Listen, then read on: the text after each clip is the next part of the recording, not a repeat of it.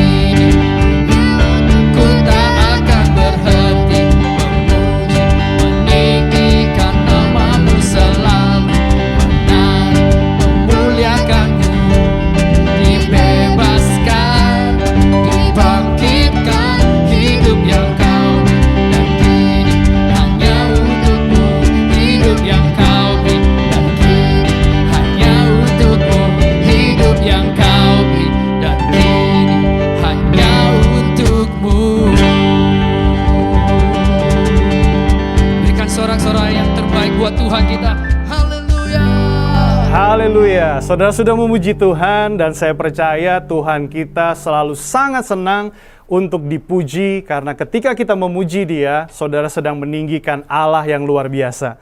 Saudara, saya mau ingatkan dan mengucapkan banyak terima kasih untuk setiap pemberian persembahan yang saudara sudah berikan.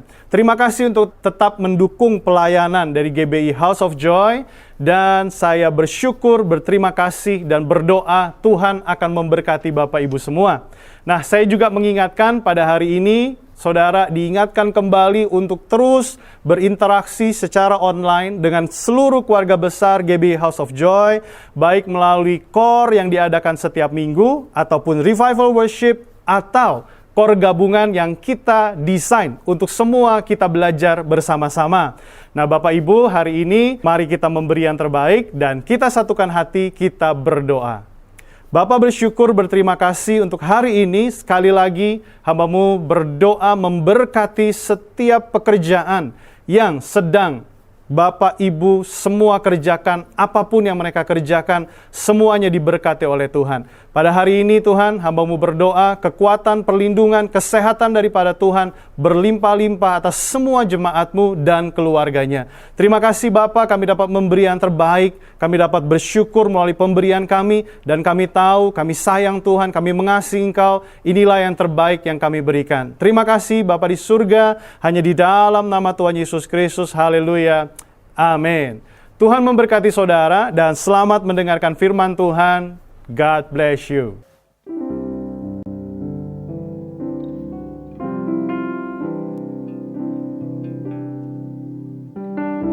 Father, we thank you for your grace, buat kasih setiamu di dalam hidup kami, Tuhan.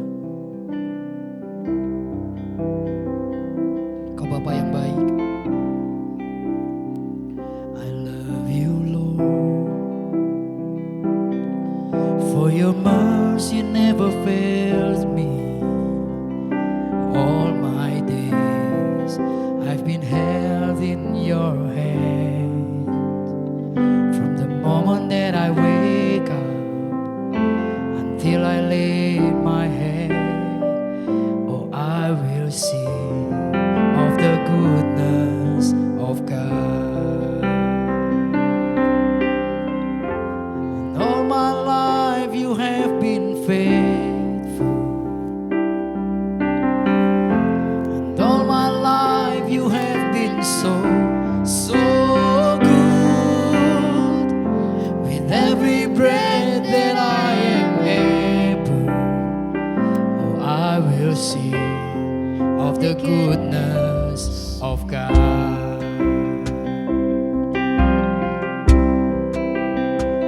I love your voice.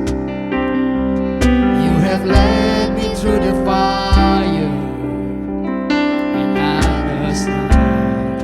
You are close like no other.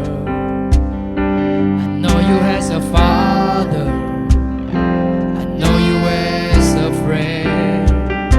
I have lived in the goodness of God. Oh, and all my life you have been faithful.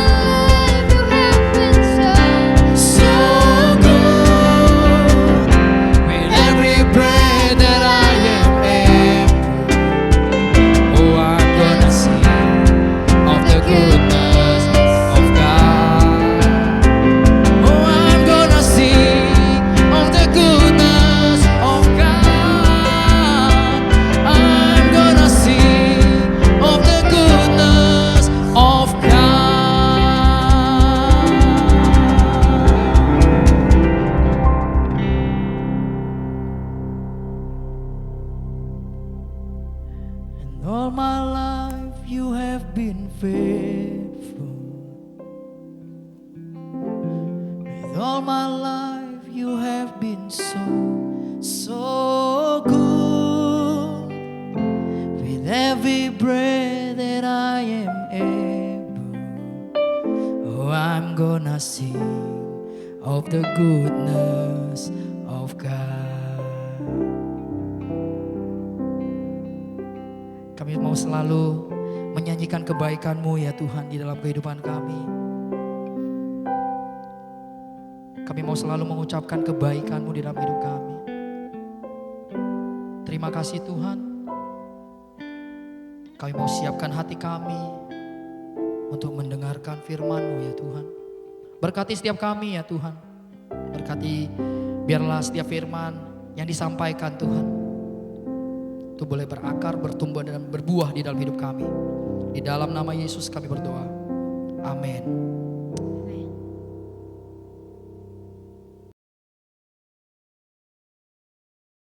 Shalom semuanya. Saya akan mengajak saudara untuk membaca 1 Tesalonika 4 ayat 16 sampai dengan 18. Mari kita baca. Sebab pada waktu tanda diberi, yaitu pada waktu penghulu malaikat berseru dan sangkakala Allah berbunyi, maka Tuhan sendiri akan turun dari sorga, dan mereka yang mati dalam Kristus akan lebih dahulu bangkit. Sesudah itu kita yang hidup yang masih tinggal akan diangkat bersama-sama dengan mereka dalam awan menyongsong Tuhan di angkasa. Demikianlah kita akan selama-lamanya bersama-sama dengan Tuhan. Karena itu hiburkanlah seorang akan yang lain dengan perkataan-perkataan ini. Ayat-ayat yang kita baca ini berbicara tentang kedatangan Tuhan Yesus. Dikatakan akan ada 2 tanda terjadi sebelum Tuhan Yesus datang. Tanda yang pertama, seruan penghulu malaikat. Tanda yang kedua, sangkakala Allah berbunyi. Setelah itu Tuhan Yesus akan turun dari sorga ke awan-awan. Ketika Tuhan Yesus datang di awan-awan, maka yang mati di dalam Tuhan, juga kita sebagai orang percaya yang masih hidup, akan diangkat untuk bertemu Tuhan Yesus di angkasa. Demikianlah kita akan bersama-sama dengan Tuhan Yesus selama-lamanya. Kata diangkat dalam 1 Tesalonika 4 ayat 17 diambil dari bahasa Yunani harpazo yang memiliki padanan kata dalam bahasa Latin yaitu raptu, yang artinya diangkat terbawa atau diangkat ke atas. Peristiwa pengangkatan yang dijelaskan di ayat ini di dalam kitab 1 Korintus 15 menunjuk kepada pengangkatan gereja dari bumi untuk menyongsong Tuhan di angkasa. Yang terangkat adalah umat yang setia dari gereja-gereja Kristus, yaitu mereka yang menjadi serupa dengan gambar Yesus. Artinya yang terangkat adalah murid-murid Tuhan Yesus. Kebangkitan mereka yang mati di dalam Kristus seperti yang tertulis dalam 1 Tesalonika 4 ayat 16 bukan kebangkitan yang sama seperti yang tertulis dalam Wahyu 20 ayat 4. Karena peristiwa dalam Wahyu 20 ayat 4 ini terjadi setelah Tuhan Yesus datang kembali menginjakkan kaki di bumi, di mana Tuhan Yesus akan membinasakan yang jahat dan membelenggu iblis. Kebangkitan dalam Wahyu 20 ayat 4 ini berkaitan dengan orang yang mati syahid dalam masa kesengsaraan besar. Seperti yang tertulis dalam 1 Tesalonika 4 ayat 16, di mana orang yang mati di dalam Kristus dibangkitkan. Maka bersamaan itu pula orang percaya yang masih hidup dalam waktu sekejap tubuhnya diubah menjadi tubuh kemuliaan. Kemudian keduanya akan diangkat bersama-sama untuk menyongsong Tuhan Yesus di angkasa. Kita bersama-sama dengan Tuhan Yesus dibawa ke sorga, dan keluarga-keluarga Allah akan berkumpul kembali. Haleluya. Tidak ada lagi yang namanya kesusahan.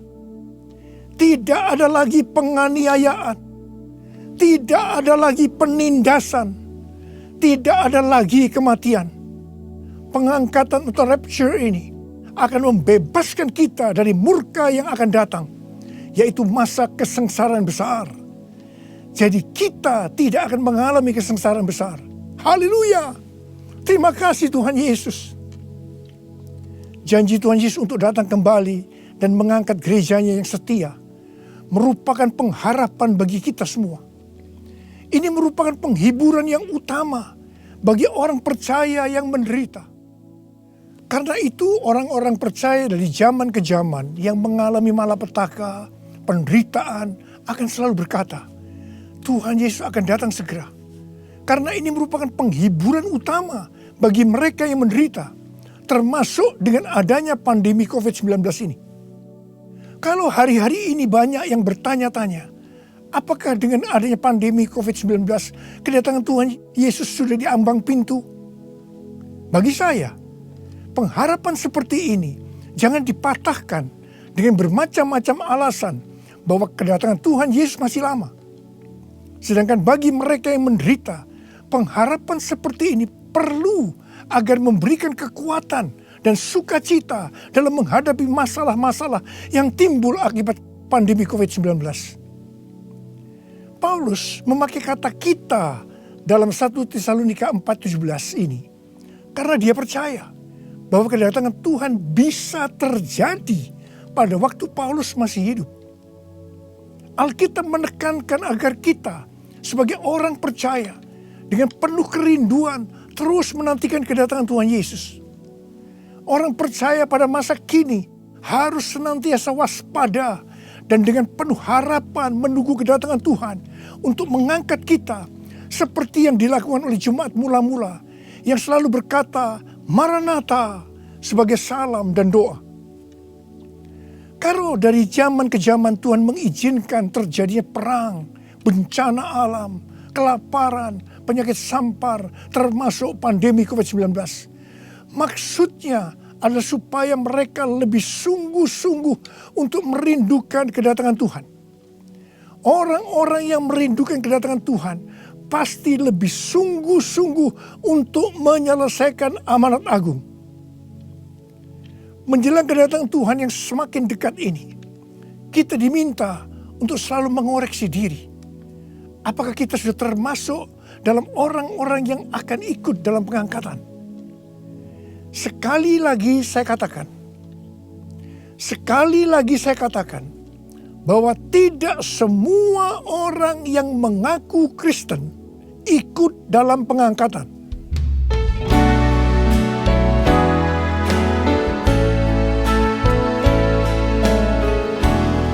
Pujilah aku Tuhan, cobalah aku Tuhan, selidiki batinku dan hatiku, mataku tertuju padamu. Aku cinta padamu Tuhan, aku rindu hadirat-Mu Tuhan.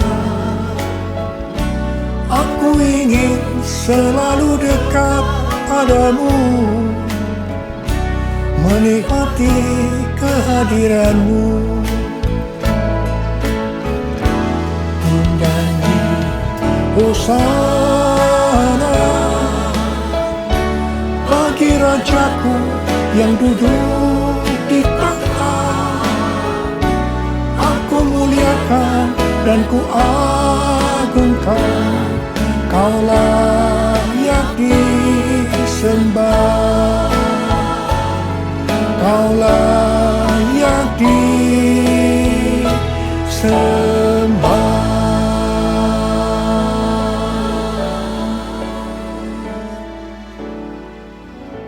Sesuai dengan perumpamaan Tuhan Yesus tentang seorang penabur benih, maka ada 4 tipe orang Kristen. Orang Kristen tipe pertama diumpamakan dengan benih yang jatuh di tepi jalan dan datang burung-burung memakan habis benih itu. Tuhan Yesus menyebutkan ini adalah orang-orang yang mendengar firman Tuhan tetapi tidak mengerti. Mereka mengikut Yesus tetapi tidak dengan sungguh-sungguh. Dalam arti tidak berbalik meninggalkan dosa. Ini merupakan pertobatan yang tidak sempurna. yaitu pertobatan di mana seseorang mencari pengampunan dosa, tetapi tidak mengalami kelahiran baru. Jadi ini adalah orang Kristen yang tidak lahir baru. Orang Kristen yang duniawi. Orang Kristen yang hidup dalam kedagingan. Ini adalah orang Kristen yang tidak menerima keselamatan. Orang Kristen tipe kedua diumpamakan sebagai benih yang jatuh di tanah yang berbatu-batu, yang tidak banyak tanahnya. Benih itu bisa tumbuh, tetapi setelah kena matahari, dia layu karena tidak berakar. Tuhan Yesus menyebutkan ini adalah orang yang mendengar firman Tuhan, menjadi percaya dan bertumbuh. Mereka sudah lahir baru, tetapi kemudian mereka murtad karena gagal melawan pencobaan. Jadi ini juga merupakan orang Kristen yang kehilangan keselamatan. Orang Kristen tipe ketiga diumpamakan dengan benih yang ditabur di tengah semak duri. Semak duri itu tumbuh bersama-sama dengan benih yang tumbuh. Makin lama makin besar dan menghimpit benih itu sampai mati. Jadi tidak sempat berbuah. Tuhan Yesus mengatakan bahwa ini adalah orang-orang yang mendengar firman Tuhan dan bertumbuh. Tetapi dalam pertumbuhan selanjutnya, mereka terhimpit oleh kekhawatiran, tipu daya kekayaan, dan kenikmatan hidup, sehingga mereka tidak berbuah. Tuhan Yesus berkata dalam Yohanes 15 ayat 1 dan 2, "Akulah pokok anggur yang benar, dan Bapakulah pengusahanya. Setiap ranting padaku yang tidak berbuah, dipotongnya. Dan setiap ranting yang berbuah dibersihkannya supaya ia lebih banyak berbuah." Ranting yang dipotong akan jatuh ke tanah, lalu menjadi kering, dikumpulkan orang, dan dicampakkan ke dalam api, lalu dibakar. Jadi orang Kristen yang tidak berbuah akan kehilangan keselamatan. Kitab Wahyu 3 ayat 14 sampai dengan 22 merupakan pesan Tuhan Yesus kepada jemaat di Laodikia. Jemaat di Laodikia adalah jemaat yang kaya secara materi. Mereka berdagang emas, salep mata yang sangat terkenal, dan juga berdagang baju-baju. Dan mereka berkata, "Aku kaya, dan aku telah memperkayakan diriku, dan aku tidak kekurangan apa-apa." Tapi Tuhan Yesus berkata kepada mereka, "Aku tahu segala pekerjaanmu. Engkau tidak dingin dan tidak panas. Alangkah baiknya jika engkau dingin atau panas. Jadi karena engkau suam-suam kuku dan tidak dingin atau panas, aku akan memuntahkan engkau dari mulutku." Jadi, tipu daya kekayaan dan kenikmatan hidup akan membuat orang Kristen menjadi suam-suam kuku dan tidak berbuah. Itu akan dimuntahkan oleh Tuhan Yesus. Artinya mereka akan kehilangan keselamatan kalau mereka tidak bertobat. 1 Timotius 6 ayat 9 dan 10 berkata, "Tetapi mereka yang ingin kaya terjatuh ke dalam pencobaan, ke dalam jerat, dan ke dalam berbagai-bagai nafsu yang hampa dan yang mencelakakan, yang menenggelamkan manusia ke dalam keruntuhan dan kebinasaan. Karena akar segala kejahatan ialah cinta uang. Sebab oleh memburu uanglah beberapa orang telah menyimpang dari iman dan menyiksa dirinya dengan berbagai-bagai duka. Jadi hati-hati dengan tipu daya kekayaan dan kenikmatan hidup. Karena itu bisa membuat orang kehilangan keselamatan." Orang Kristen tipe keempat diumpamakan dengan benih yang jatuh di tanah yang baik. Benih itu tumbuh dengan suburnya dan berbuah. Tuhan Yesus berkata bahwa ini berbicara tentang orang yang mendengar dan menyambut firman Tuhan, lalu berbuah. Ada yang 30 kali lipat, 60 kali lipat, dan 100 kali lipat. Orang Kristen tipe ini akan menghasilkan buah roh, kasih, sukacita, damai sejahtera, kesabaran, kemurahan, kebaikan, kesetiaan, kelemah lembutan, dan penguasaan diri. ini adalah karakter Tuhan Yesus.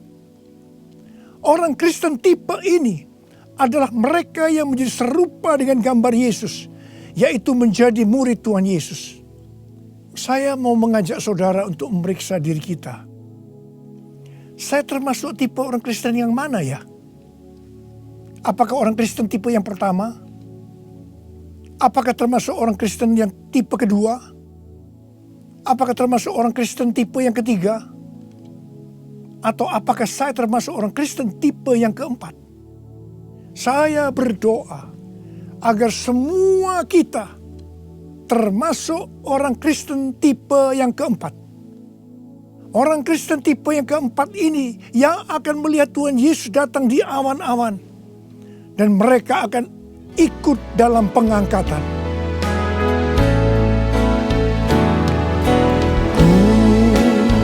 Mas seperti-Mu Yesus, disempurnakan selalu dalam segenap jalanku, memuliakan nama-Mu, memuliakan nama-Mu, memuliakan nama-Mu. Untuk menjadi serupa dengan gambar Yesus, mereka yang sudah bertobat dan percaya kepada Yesus sebagai Tuhan dan Juru Selamat akan masuk ke dalam proses pengudusan yang dilakukan oleh Roh Kudus dan firman Allah, disertai dengan proses-proses yang kebanyakan menyakitkan bagi kedagingan kita. Kevin Yesip, salah satu pendiri dan pemimpin dari gerakan doa di Amerika yang bernama The Return, pada tanggal 26 September 2020 yang lalu, berdoa di National Mall, Washington DC, dengan jumlah puluhan ribu orang. Dia mengucapkan terima kasih kepada bangsa Indonesia yang berdoa untuk bangsa-bangsa dan terutama untuk Amerika melalui acara Trumpet Call for All Nation pada tanggal 17 Agustus 2020 dan Trumpet Call to the Nation pada tanggal 11 September 2020. Kevin melihat bahwa apa yang dilakukan oleh Indonesia adalah sebagai pembuka jalan bagi gerakan doa di Amerika yang sedang terjadi hari-hari ini. Kevin Yesip mendapatkan 3 hal untuk Indonesia. Yang pertama, Tuhan sedang membersihkan gerejanya. Yang kedua, Tuhan membawa gerejanya masuk ke tempat perhentian. Dia sebutkan sebagai masa isolasi. Seperti yang terjadi dalam kisah-kisah di Alkitab, bahwa setelah masa isolasi ini, kita akan mendapatkan hal-hal yang baru. Yang ketiga, Tuhan sedang menanamkan iman kepada gerejanya, sehingga tidak ada perasaan takut terhadap apapun juga. Waktu saya mendengar tentang 3 hal ini, saya surprise. Karena persis seperti yang kita alami hari-hari ini. Melalui Tuhan menyembunyikan kita barang sesaat lamanya. Saya percaya bahwa ini adalah proses untuk membuat kita menjadi serupa dengan gambar Yesus. Saya percaya setelah proses disembunyikan barang sesaat lamanya ini selesai, kita akan melakukan tugas yang besar untuk menyelesaikan amanat agung Tuhan Yesus dengan kuasa Roh Kudus Pentakosta yang ketiga. Tuhan memberikan tema tahun 2020 sebagai tahun dimensi yang baru dengan 2 ayat emas, yaitu dari 2 Korintus 3 ayat 18 dan Ulangan 28 ayat 13 dan 14. Sesuai dengan kedua ayat emas ini, Tuhan akan memberikan kepada kita dimensi atau ukuran yang baru dalam berkat rohani maupun berkat jasmani. Dimensi yang baru dari berkat jasmani akan mengikuti dimensi baru dari berkat secara rohani. Kalau kita makin serupa dengan gambar Yesus, karena kemuliaan Tuhan yang diberikan kepada kita makin besar, maka berkat jasmani yang akan kita nikmati akan semakin besar.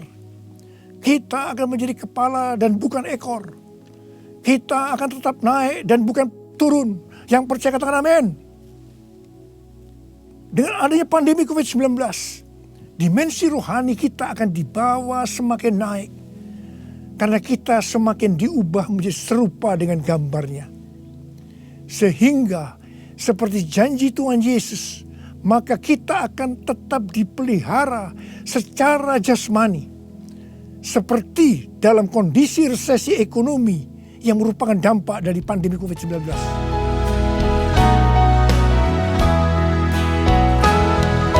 Aku percaya berkat-Mu atasku melimpah, kebajikan, kemurahan selalu mengikutiku. Ku puji, ku sembah Kau Tuhan. Ku puji, ku sembah Kau Tuhan. Ku puji, ku sembah Kau Yesus.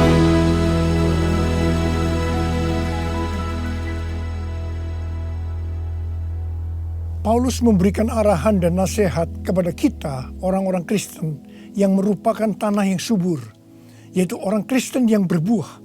Dalam 1 Tesalonika 5 ayat 1-22. Yang pertama terdapat dalam 1 Tesalonika 5 ayat 9 yang berkata, Allah tidak menetapkan kita untuk ditimpa murka, tetapi untuk beroleh keselamatan oleh Yesus Kristus Tuhan kita. Artinya pengangkatan akan terjadi sebelum murka Tuhan datang, yaitu sebelum kesengsaraan besar datang. Yang kedua, kita adalah anak-anak terang yang tidak tidur dan mabuk seperti mereka yang hidup dalam kegelapan. Tetapi kita senantiasa berjaga-jaga dan sadar. Yang ketiga, hormati orang yang mementor kita, yaitu yang mengarahkan dan menegur kita, juga yang menjadi bapa rohani kita. Yang keempat, kita harus selalu hidup dalam damai seorang dengan yang lain. Yang kelima, tegurlah mereka yang hidup tidak tertib. Hiburkan mereka yang tawar hati. Belalah mereka yang lemah. Sabarlah terhadap semua orang. Yang keenam, jangan membalas kejahatan dengan kejahatan. Hiduplah dengan baik dengan semua saudara seiman dan semua orang. Yang ketujuh, bersukacitalah senantiasa. Yang kedelapan, tetaplah berdoa. Yang kesembilan, mengucap syukurlah dalam segala hal, sebab itulah yang dikehendaki Allah dalam Kristus Yesus bagi kamu. Yang kesepuluh, jangan padamkan roh dan jangan menganggap rendah nubuatan-nubuatan. Orang yang meremehkan nubuatan akan memadamkan api Roh Kudus. Meskipun nubuatan tidak boleh dianggap rendah, tetapi juga tidak boleh diterima sebelum diselidiki dengan cermat. Yang ke-11, ujilah segala sesuatu dan peganglah yang baik. Dan yang ke-12, jauhkan dirimu dari segala jenis kejahatan. Mari kita angkat tangan kita, nyanyikan lagu ini bersama saya. Hosana, Hosana, datanglah Tuhan Yesus. Hosana, Hosana, ku merindukanmu, ku merindukanmu.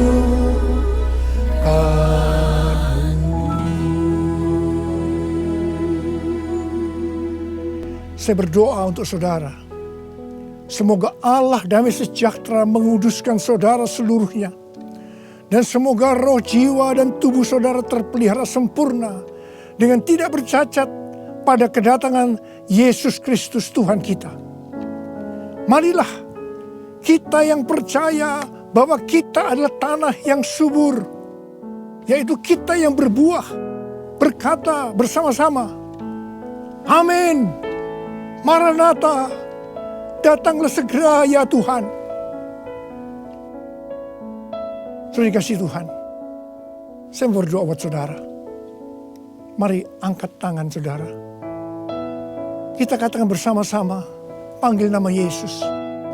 Yesus, Yesus, dengar doaku.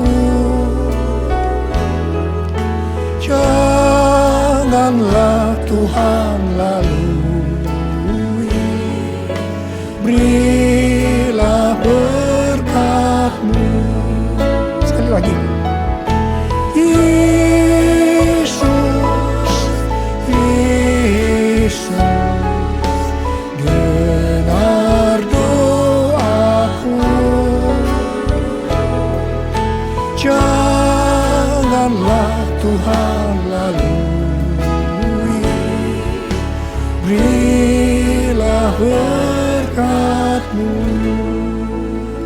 Uralaba shankara bala bala bala bala bala bala. Uralaba shikara bala. Uriala la la la bakana maya la la maya la la la. Urala la bala bala bala bala bala bala bala. Urila la la la bala. Untuk melihat tangan-tangan yang terangkat Tuhan. Tuhan, Kau mengasihi anak-anak-Mu. Kau mengasihi anak-anak-Mu. Engkau melihat keadaan mereka satu persatu ya Tuhan. Engkau tidak pernah meninggalkan mereka. Mungkin mereka saat ini kebingungan, ada yang ketakutan, khawatir ya Tuhan. Malah ada yang depresi, Tuhan kasihani mereka ya Tuhan. Mereka seolah tidak tahu apa yang harus diperbuat. Bapa, Engkau memberikan kepada mereka damai sejahtera Tuhan. Engkau menolong mereka ya Tuhan. Di tengah-tengah pandemi COVID-19. Tidak ada yang sakit ya Tuhan. Tidak ada yang berkekurangan. Semua dicukupkan oleh Tuhan. Malah berkelimpahan dalam segala hal.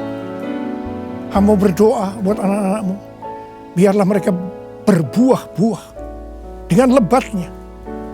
Sehingga pada saat Engkau datang, mereka ikut diangkat bersama-sama. Dan bertemu dengan Engkau, Raja di atas segala raja, di awan-awan. Dan selanjutnya akan bersama-sama dengan Tuhan Yesus selama-lamanya. Terima kasih Abba. Yesus, Yesus, dengar doaku. Janganlah Tuhan lalui, berilah berkat-Mu. Mari saudara-saudara, kita akan masuk dalam perjamuan kudus. Kita akan mengingat ayat ini. Sebab setiap kali kamu makan roti ini dan minum cawan ini, kamu memberitakan kematian Tuhan sampai Ia datang. Perjamuan kudus adalah perjamuan Tuhan Yesus sendiri. Setiap kali kita masuk dalam perjamuan kudus, Tuhan Yesus selalu berkata, biarlah ini menjadi peringatan akan aku. Karena itu mari, arahkan hati saudara kepada kebaikan Tuhan. Kita akan mengingat kebaikan Tuhan. Mari tundukkan kepala. Bapa, siapakah kami ini Tuhan sebelum kami mengenal Engkau? Kami semua orang berdosa. Upah dosa adalah maut, mati. Tapi Engkau yang tidak berdosa telah jadikan dosa oleh karena kami. Engkau harus turun dari surga mulia menjelma menjadi manusia untuk mati ganti kami dengan penderitaan yang luar biasa. Sungguh betapa baiknya Engkau ya Aba. Betapa baiknya Engkau ya Aba. Engkau jadikan kami sebagai anak-anak-Mu. Engkau tuntun, Engkau bela, Engkau lindungi. Engkau sembuhkan kami. Engkau hiburkan kami. Engkau juga tegur kalau kami salah. Itu Engkau ya Aba. Itu Engkau ya Aba. Saudara, Tuhan akan memberkati kita semua melalui perjamuan kudus. Tapi Tuhan mau kita makan dan minum dengan cara yang benar. Karena itu masing-masing sekarang berdoa. Lihat keadaan dirimu masing-masing. Introspeksi.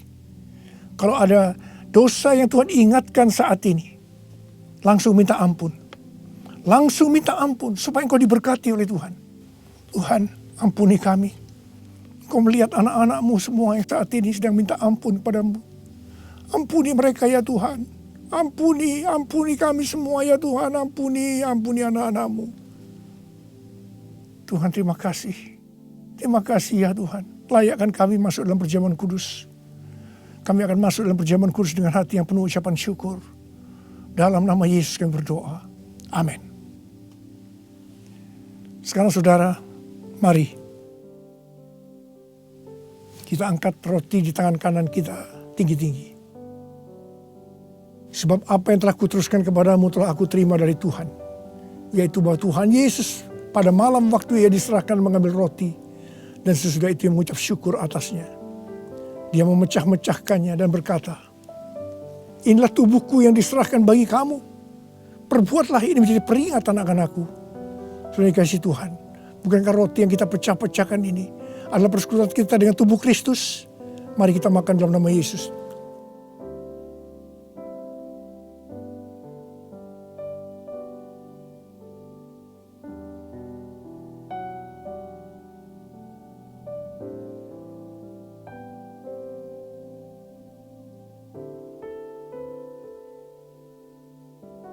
Sekarang angkat cawan di tangan kanan saudara tinggi-tinggi.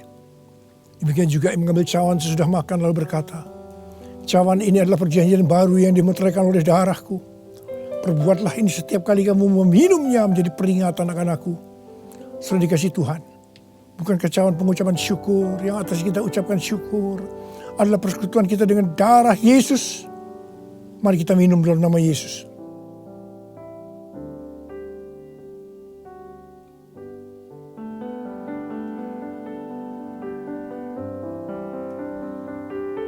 Ucapkan syukur dan terima kasih. Ucapkan syukur dan terima kasih dengan suara. Jangan diam. Katakan, Tuhan terima kasih. Tuhan terima kasih buat kebaikan-Mu ya Tuhan. Terima kasih ya Tuhan. Oh Tuhan, sebab Engkau baik. Bahwasanya untuk selama-lamanya kasih setia-Mu ya Tuhan. Oh ya Tuhan, oh ya Tuhan, Ora masyaallah kana mata karawala, ora la bala bala bala bala bala bala bala bala, ora la bala. Kau baik ya Tuhan, Kau baik ya Tuhan, terima kasih. Bahwasanya untuk selama-lamanya kasih setia-Mu ya Tuhan, ya Tuhan, ya Tuhan, ya Tuhan. Oh terima kasih, terima kasih. Terima kasih Yesusku, terima kasih Yesusku. Puji syukur hanya bagi Tuhanku.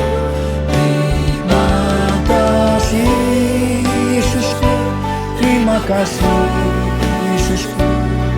Puji syukur hanya bagi Tuhanku. Terima kasih.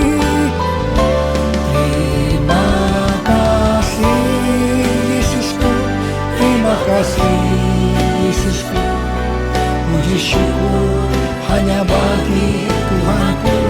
Terima kasih Yesusku, terima kasih Yesusku, puji syukur hanya bagi Tuhanku. Puji syukur hanya bagi Tuhanku.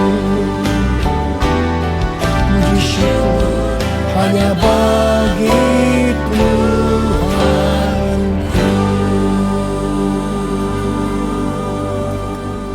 Terimalah berkat Tuhan. Kasih karunia yang berlimpah-limpah daripada Allah Bapa dalam Anak yang tunggal Yesus Kristus. Persekutuan yang manis dengan Roh Kudus menyertai saudara sekalian mulai hari ini sampai Tuhan datang menjemput kita di awan-awan dan bahkan sampai selama-lamanya. Yang percaya bersama-sama katakan amin. Mazmur 91 dalam lindungan Allah. Orang yang duduk dalam lindungan yang maha tinggi dan bermalam dalam naungan yang maha kuasa akan berkata kepada Tuhan, tempat perlindunganku dan kubu pertahananku, Allahku yang kupercaya. Sungguh dialah yang akan melepaskan engkau dari jerat penangkap burung, dari penyakit sampar yang busuk. Dengan kepaknya ia akan menudungi engkau, Di bawah sayapnya engkau akan berlindung, kesetiaannya ialah perisai dan pagar tembok. Engkau tak usah takut terhadap kedahsyatan malam, terhadap panah yang terbang di waktu siang, terhadap penyakit sampar yang berjalan di dalam gelap, terhadap penyakit menular yang mengamuk di waktu petang. Walau 1.000 orang rebah di sisimu dan 10.000 di sebelah kananmu, tetapi itu tidak akan menimpamu. Engkau hanya menontonnya dengan matamu sendiri dan melihat pembalasan terhadap orang-orang fasik. Sebab Tuhan ialah tempat perlindunganmu, yang maha tinggi telah kau buat tempat perteduhanmu. Malapetaka tidak akan menimpa kamu, dan tulah tidak akan mendekat kepada kemahmu. Sebab malaikat-malaikatnya akan diperintahkannya kepadamu untuk menjaga engkau di segala jalanmu. Mereka akan menantang engkau di atas tangannya, supaya kakimu jangan terantuk kepada batu. Singa dan ular tedung akan kau langkahi. Engkau akan menginjak anak singa dan ular naga. Sungguh, hatinya melekat kepadaku, maka aku akan meluputkannya. Aku akan membentenginya, sebab ia mengenal namaku. Bila ia berseru kepadaku, aku akan menjawab. Aku akan menyertai dia dalam kesesakan. Aku akan meluputkannya dan memuliakannya. Dengan panjang umur akan kukenyangkan dia, dan akan kuperlihatkan kepadanya keselamatan daripadaku. Apa yang dimaksud dengan Pentakosta ketiga? Pentakosta ketiga adalah pencurahan Roh Kudus yang dahsyat di zaman sekarang, melebihi yang terjadi di Azusa Street. Pentakosta ketiga akan mengakibatkan penuaian jiwa yang terbesar dan yang terakhir sebelum Tuhan Yesus datang kembali. Pentakosta ketiga akan membangkitkan generasi Yeremia, yaitu anak-anak muda yang dipenuhi Roh Kudus, cinta mati-matian kepada Tuhan Yesus, tidak kompromi terhadap dosa, dan akan bergerak untuk memenangkan jiwa. Pentakosta ketiga lahir di Indonesia dan bergerak ke bangsa-bangsa.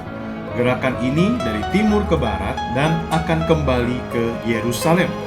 Pentakosta ketiga akan memberikan kuasa untuk menyelesaikan amanat agung, dan setelah itu Tuhan Yesus datang kembali. All my life you have